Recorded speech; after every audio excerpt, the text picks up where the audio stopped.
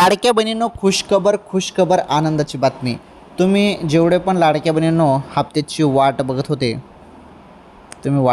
ना, तर शेवटी तुम्हाला 20वा हप्ताच मिळालेला आहे. त्यासोबत 21वा हप्ता दिला जाणार होता, परंतु 21वा हप्ता तुम्हाला दिला गेलेला नाही. फक्त 20वा हप्ता वाटप त्याचे झालेलं आहे. त्यामुळे प्रचंड लाडक्या बहिणी खुश झालेल्या आहेत.